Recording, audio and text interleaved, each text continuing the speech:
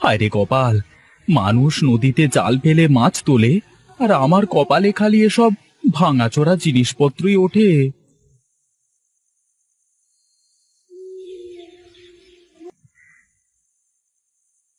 কিরে নদাই, কোথায় চললি উজানটা নিয়ে? কি করব দাদা, জাল ফেলে তো কিছুই তুলতে পারি না। কি তুলবি রে তুই? মাছ ওঠে না জালে? মাছ উঠলে কি আর এভাবে উজান টানে দৌড়াতাম গো দাদা, আমার কপালে বুঝি মাছ নেই। তুই তো ধৈর্য ধরে মাছই ধরতে পারিস না বেটা। এত অধৈর্য হলে কি আর মাছ শিকার করা যায়? বেশ তো, আমার না হয় ধৈর্য নেই, কিন্তু তোমার তো ধৈর্য আছে। তুমি কটা মাছ পেলে শুনি? তা তোর শুনে কাম নেই। আমি যা পেয়েছি তাতে আমার দিন হাজরি উঠে যাবে রে। তাহলে আর কি, তোমার সাথে গল্প করলে তো আর আমার চলবে না। আমি যাই দেখি কিছু করতে পারি কিনা।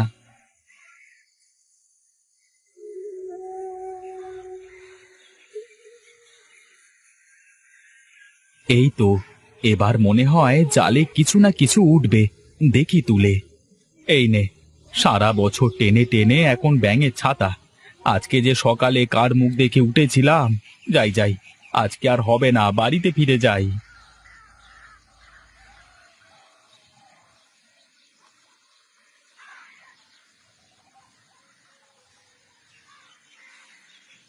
কি গো, তুমি আজও খালি হাতে বাড়ি ফিরেছো?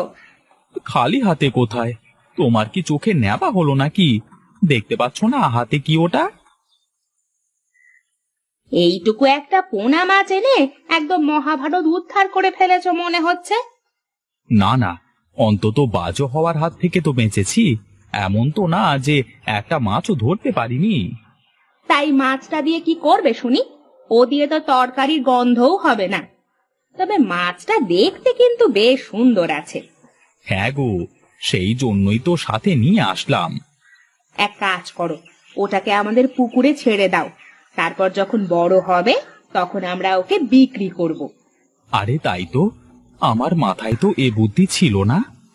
থাকবে কি করে শুনি? তোমার মাথায় তো গোবর ভরা।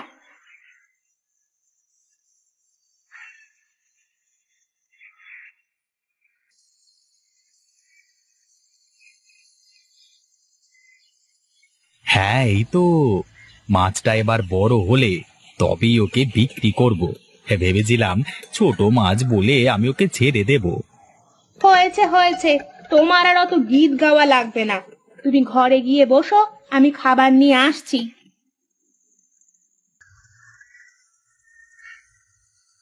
ওগো, এভাবে করে চলতে থাকলে কিভাবে হবে বলো তো?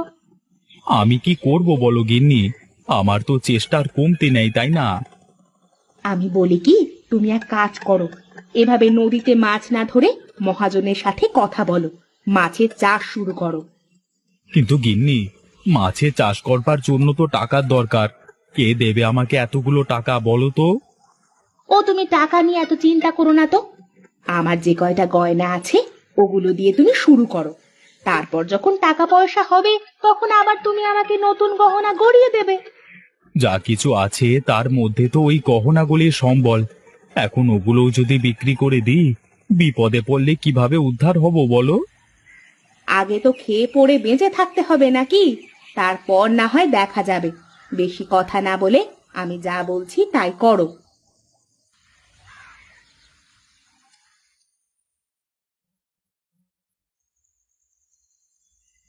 কিরে নদাই, কি করছিস আজকাল? তোকে তো আড়তে দেখতে পাই না রে। আগে তো রোজ আসতিস। দাদা বাবু, কিভাবে আসি বলেন তো? নদীতে আর তো আগের মতো মাছ ধরা পড়ে না, খাল বিল তো কিছুই নেই। তা বটে, সত্যি কথাই বলেছিস। এখন মানুষ আর আগের নদীর স্বাদের মাছ খেতে পারে না। এই চাষের মাছের উপরে সবাই অভ্যস্ত, বুঝলি? দাদা, একটা আর্জি নিয়ে আপনার কাছে এসেছিলাম। বেশ তো, বলে ফেল না। মনের কথা ঝটপট বলে দিতে হয়। আমাকে দেখিস না, আমার যখন যা মনে আসে তখনই তাই বলে দিই। দাদা বাবু, আমার তো নিজের পুকুর আছে, তাই ভাবছিলাম আমিও মাছের চাষ করব এবছর থেকে। এ তো খুবই ভালো কথা। আগে জেলে ছিলি, এখন ব্যবসায়ী হতে চাস তাই তো? না বাবু, আমি জেলেই থাকতে চাই, কিন্তু দুমুঠো খাবার চাই। বেশ, তো এক কাজ কর, আমি ছেলেপুলেকে বলে দেব তুই ওদের সাথে সাগরে যাস মাছ ধরতে, ভালো মাইনে দেব। ঠিক আছে দাদা বাবু, এখন তবে আমি আসি।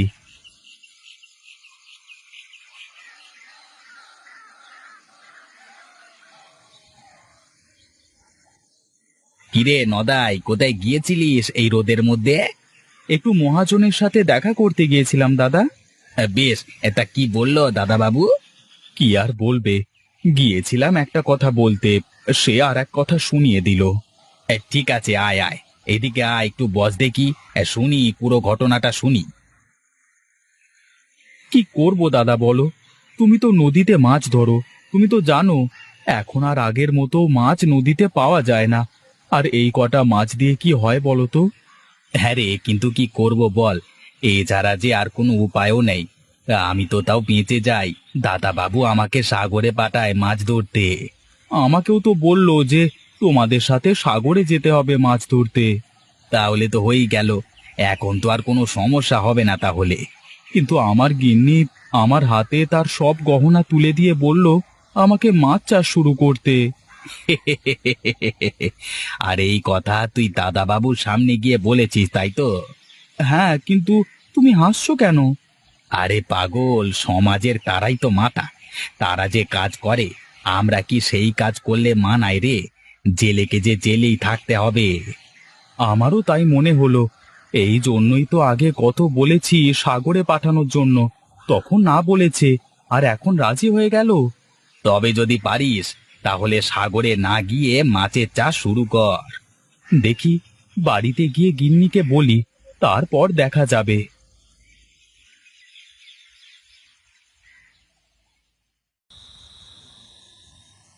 কি গো, ঘুমোওনি এখনো তুমি? ঘুম যে আসছে না গিন্নি, চিন্তায় চিন্তায় ঘুম পালিয়ে গেছে। মহাজন কি বললো তা তো কিছু বললে না এসে? কি আর বলবে, জেলে জেলেই থাকতে হবে। আমাকে বলল এসব না করে সাগরে গিয়ে মাছ ধরতে, তার নৌকায় করে। তাতে করে কি হবে? তুমি তো তার হুকুমের দাস হয়ে যাবে, যখন যা বলবে তখন তাই করতে হবে। তিনি তো তাই চান যে সবাই তার কথা মতো চলুক। তুমি তার কথা শুনবে কেন? তুমি মাছ চাষ শুরু করো। সব পোনা মাছ তো তার কাছে, এই এলাকায় সে বাদে কেউ পোনা মাছ বিক্রি করে না তো। এ আবার কেমন কথা? তাহলে কি একটা মানুষ তার ইচ্ছে মতো বাঁচতে পারবে না? গরিবের আবার ইচ্ছে মতো বাঁচবার শখ। আর হ্যাঁ, সেই পোনা মাছটার কি খবর? তুমি কি আর পুকুরে খেয়াল করে দেখেছো? না তো, কয়েকদিন হয়ে গেল ওদিকে আর যাওয়া হয়নি।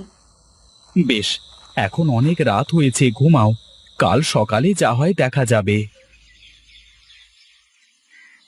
ওগো, কোথায় তুমি? এদিকে এসো, একটু দেখো। এই সাত সকাল করে এত চেঁচাচ্ছ কেন? বলো তো কি হয়েছে? দেখো দেখো, আমাদের পুকুরটা কেমন পোনা মাছে ভরে গেছে। এ কি, এ তো দেখি সব পোনা মাছের বাচ্চা। তার মানে পোনা মাছটা আমাদের পুকুরে ডিম ছেড়েছে। হ্যাঁ গো, দেখো, পুরো পুকুর কেমন মাছের পোনায় গিজ গিজ করছে। গিন্নি, আমার তো নিজের চোখেই বিশ্বাস হচ্ছে না, এ আমি কি দেখছি? এজন্যই বলে, কপালে যদি থাকে তাহলে তা কি কেউ খণ্ডাতে পারে বলো? কিন্তু এই ছোট ছোট পোনাগুলো তো সব ধরে বিক্রি করে দিতে হবে, তা না হলে তো মাছের ডিমগুলো সব নষ্ট হয়ে যাবে। তাহলে আর দেরি করছো কেন? তুমি গিয়ে মহাজনের সাথে কথা বলে এসো। তা তো অবশ্যই যাব গিন্নি, এবার আমি মহাজনের সাথে মহাজনী করব, দেখি সে আমার কাছ থেকে পোনা মাছ না নিয়ে কোথায় যায়। ওরে ওরে, একটু আস্তে হাঁটতে রে নদাই, মুখ থুবড়ে তো পড়বি কোথাও, হ্যাঁ?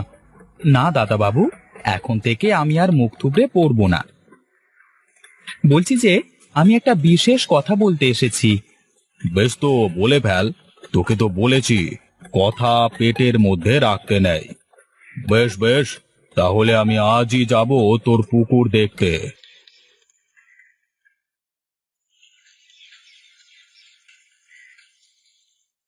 আরে বাস, পুকুর ভর্তি রেনু পোলা, এত ডিম কিভাবে ছাড়লো রে পোনা মাছে?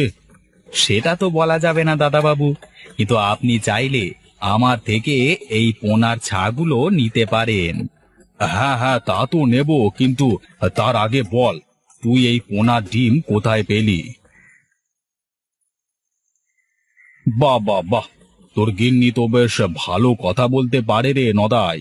কি করব দাদাবাবু, লোকজন সুযোগ পেলে যে সুযোগের সদ্ব্যবহার করে। আচ্ছা ওসব কথা ছাড়, এখন বলতো নদাই, তুই কি দাদাবাবুকে এই পোনার ডিম দিতে পারবি? না দাদা, আমি ডিম দিতে পারবো না, কিন্তু চাইলে পোনাগুলো দিতে পারি। আচ্ছা, আমি যদি তোর এই পোনাগুলো বড় করি, তাহলে কি তখন এই পোনা ডিম দেবে? তা তো আমি বলতে পারবো না, তবে এটুকু বলতে পারি, আমার পুকুর থেকে এই রেনু পোনা নিয়ে গেলে আপনার লস হবে না। বেশ, তাহলে কালকে ঘনশ্যাম এসে রেনুগুলো ধরে নিয়ে যাবে, আর এখন থেকে টাকা পয়সা যা লাগে আমার কাছ থেকে নিস। মাছ অন্য কোথাও দিস নে কিন্তু। এখন আমি চলি। দেখেছো গিন্নি, একেই বলে তেলো মাথায় তেল দেওয়া। এতদিন 2 টাকা ধার দিতে চাইনি, আর এখন বলছে লাগলে টাকা গিয়ে নিয়ে আসতে। যাই বলো, পোনা মাছটা কিন্তু আমাদের কপাল খুলে দিল। হ্যাঁ হ্যাঁ, তুমি তো আমাকে কত কিছু বলেছিলে, এখন দেখো কি হলো।